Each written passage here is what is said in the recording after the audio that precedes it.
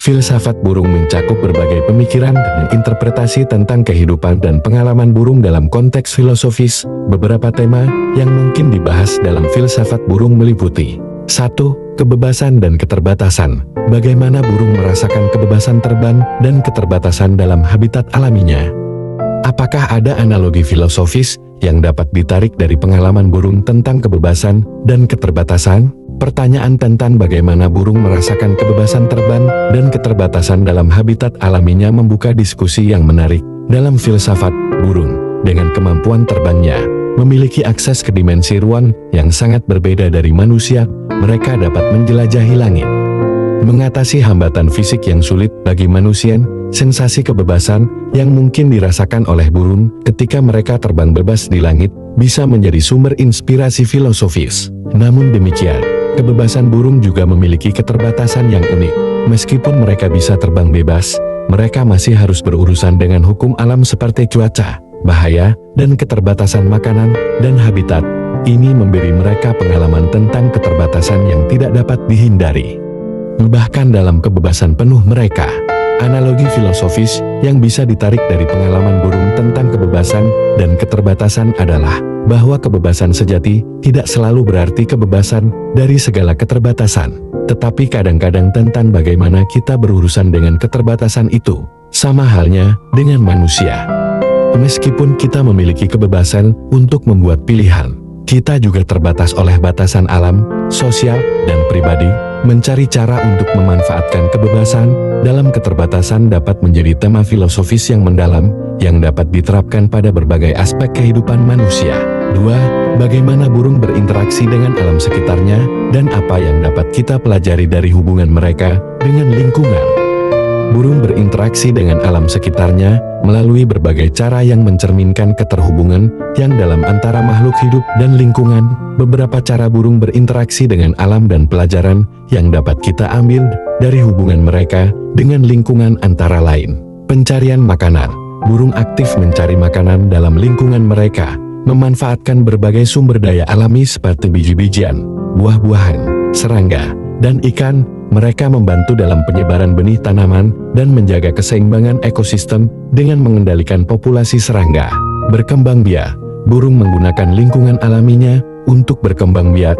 Mereka membangun sarang, mencari pasangan, dan membesarkan anak-anaknya. Proses ini mengajarkan kita tentang pentingnya perlindungan habitat alami untuk kelangsungan hidup spesies.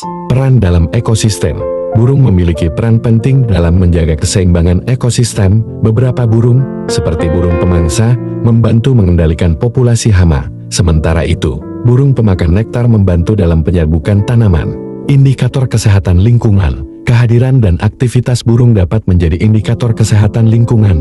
Perubahan dalam populasi burung dapat memberikan petunjuk tentang gangguan lingkungan atau perubahan iklim. Perilaku adaptasi. Burung menunjukkan berbagai perilaku adaptasi untuk bertahan hidup di lingkungan mereka, seperti migrasi musiman untuk menghindari musim dingin atau penangkapan mangsa. Ini mengajarkan kita tentang ketahanan dan fleksibilitas dalam menghadapi perubahan lingkungan. Dari hubungan burung dengan lingkungannya, kita dapat belajar tentang kerentanan alam dan pentingnya menjaga keseimbangan ekosistem untuk kelangsungan hidup semua makhluk hidup, termasuk manusia. Penelitian dan pemahaman lebih lanjut tentang interaksi burung dengan lingkungan alam dapat membantu kita mengambil langkah-langkah untuk melindungi dan memeliharakan keragaman hayati serta keberlanjutan lingkungan. 3. Pengalaman subjektif. Apakah burung memiliki pengalaman subjektif? Dan jika demikian, apa implikasinya terhadap pemahaman kita tentang kesadaran dan pengalaman?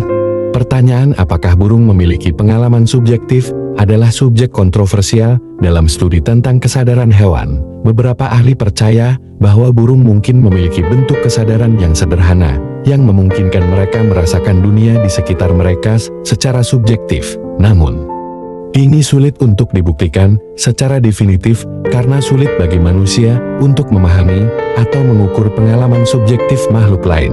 Jika burung memiliki pengalaman subjektif, ini memiliki implikasi yang signifikan untuk pemahaman kita tentang kesadaran dan pengalaman. Ini akan menunjukkan bahwa kesadaran tidak terbatas hanya pada manusia atau mamalia, tetapi juga dapat ditemukan dalam berbagai bentuk kehidupan lainnya. Hal ini dapat mengubah pandangan kita tentang hubungan antara manusia dan hewan, serta menimbulkan pertanyaan tentang etika dalam perlakuan terhadap hewan. Implikasi lainnya adalah bahwa kesadaran tidak selalu terkait dengan kompleksitas struktur otak.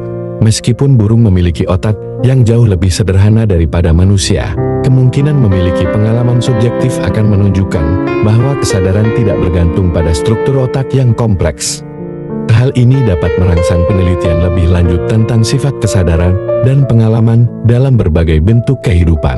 Namun, penting untuk diingat bahwa isu ini masih diperdebatkan dan belum ada kesepakatan ilmiah yang jelas tentang apakah burung memiliki pengalaman subjektif.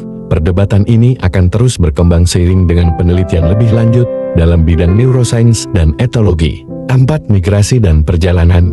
Bagaimana burung menjalani migrasi dan perjalanan mereka, dan apakah ada makna filosofis yang dapat diambil dari perjalanan mereka? Burung menjalani migrasi sebagai bagian alami dari siklus hidup mereka, yang seringkali melibatkan perjalanan jauh antara wilayah berbeda sesuai dengan perubahan musim. Migrasi ini seringkali merupakan perjalanan yang luar biasa, dengan jarak yang dapat mencapai ribuan kilometer.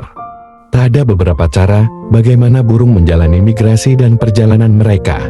Navigasi. Burung menggunakan berbagai metode untuk menavigasi perjalanan mereka, termasuk menggunakan orientasi matahari, pola bintang, medan magnetik bumi, dan bahkan pengenalan visual dari daratan dan fitur alam lainnya. Perhentian. Selama perjalanan migrasi, burung sering membuat perhentian di sepanjang rute untuk istirahat dan makan. Lokasi perhentian ini dapat menjadi bagian penting dari perjalanan mereka, karena burung perlu mengelola sumber daya dan energi mereka dengan efisien. Grup dan kolonisasi.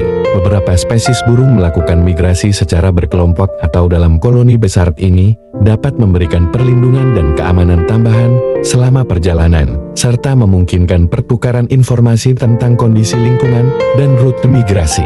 5. Simbolisme. Burung seringkali memiliki makna simbolis dalam budaya dan kepercayaan manusia. Bagaimana kita memahami dan menafsirkan simbolisme burung dalam konteks filosofis? Dalam konteks filosofis, memahami dan menafsirkan simbolisme burung melibatkan refleksi mendalam tentang makna simbolis tersebut dalam kehidupan manusia dan koneksi antara manusia dan alam. Beberapa cara kita dapat memahami simbolisme burung secara filosofis termasuk kebebasan dan keinginan. Burung sering dikaitkan dengan simbol kebebasan dan keinginan untuk terbang.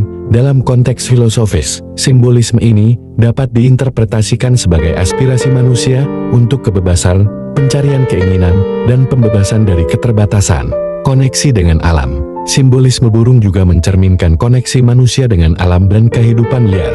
Burung sering dianggap sebagai perantara antara dunia manusia dan alam semesta, mengingatkan kita akan keterhubungan kita dengan lingkungan alam dan makhluk lainnya. Spiritualitas dan transendensi. Dalam banyak budaya dan kepercayaan, burung memiliki makna spiritual dan dapat mewakili transendensi atau pencarian rohani filosofis. Simbolisme burung dapat menginspirasi pemikiran tentang eksistensi manusia, tujuan hidup, dan pencarian makna yang lebih dalam. Keseimbangan dan harmoni. Beberapa simbolisme burung menekankan keseimbangan dan harmoni dalam kehidupan. Dalam filosofi, ini dapat dilihat sebagai tantangan untuk mencapai keseimbangan antara berbagai aspek kehidupan, termasuk hubungan dengan alam, kebebasan individu, dan kebutuhan kolektif. Perubahan dan transformasi. Burung sering dikaitkan dengan simbol perubahan dan transformasi, seperti migrasi musiman atau proses perubahan dalam kehidupan. Dalam konteks filosofis, simbolisme ini dapat mendorong kita untuk merenungkan sifat perubahan, pertumbuhan, dan adaptasi dalam kehidupan manusia. Melalui pemahaman simbolisme burung dalam konteks filosofis, kita dapat menggali makna yang lebih dalam tentang eksistensi manusia, hubungannya dengan alam, dan pencarian makna dan tujuan dalam kehidupan. Ini mengundang kita untuk merenungkan peran simbol dan mitos dalam pemahaman manusia tentang dunia dan eksistensinya. Filsafat burung bisa menjadi subjek yang menarik untuk refleksi tentang alam, kebebasan, persepsi, dan hubungan antara manusia dan alam semesta. Namun, seperti dalam filsafat hewan lainnya, penting untuk diingat bahwa pandangan manusia tentang pengalaman burung mungkin terbatas oleh perspektif manusia dan sulit untuk sepenuhnya memahami realitas burung.